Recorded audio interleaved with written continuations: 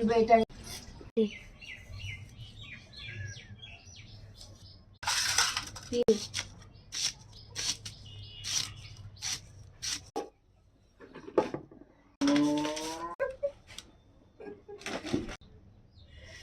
পেঁয়াজ, মাংস 700 গ্রাম নিয়েছি,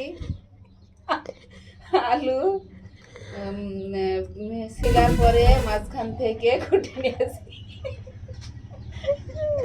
তারপরে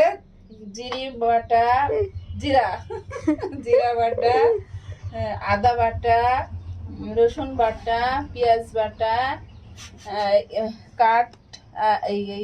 দারুচিনি, আর এই যে এলাচ, তারপরে রাঁধুনি রেডি মিক্স দিয়ে রান্নাটা করব আমি। আর এই চিনি গুঁড়া চাউল পোলাওয়ের। আর এই যে এখানে আছে পেঁয়াজ, এখানে আছে প্রাণের রুচি ঘি, আছে দই, টক দই, 2 টুকরা লেবুর রস দিচ্ছি মাংসে, তাহলে মুরগির যে গন্ধটা সেটা চলে যাবে। সামান্য একটু লবণ দিয়ে দিচ্ছি, ম্যারিনেট করে রাখলাম। এবার চুলাটা জ্বালিয়ে নিচ্ছি,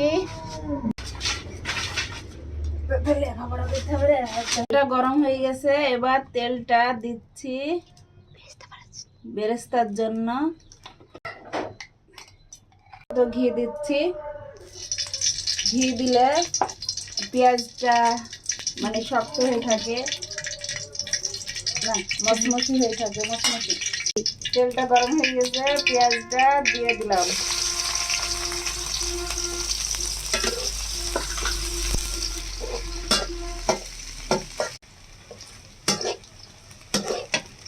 এবার আলুটা ভেজে নিচ্ছি, সাথে হচ্ছে বিরিয়ানি মশলাটা দিলাম, এটা একটু পেস্ট করে নিলাম। এবার রান্নার জন্য, মাংসটা রান্নার জন্য তেলটা দিয়ে দিলাম। এবার পেঁয়াজটা দিয়ে দিলাম, কয়েকটা তেজপাতা, লং, এলাচ 2-4টি, আর দারচিনি দিয়ে দিলাম। সব রকম বাটা মশলা দিয়ে দিলাম একসাথে। বিরিয়ানি মশলাটা এবার দিয়ে দিলাম। ওহ দারুণ! রান্নাটা খুব সুন্দর হয়েছে, স্বাদও সুন্দর।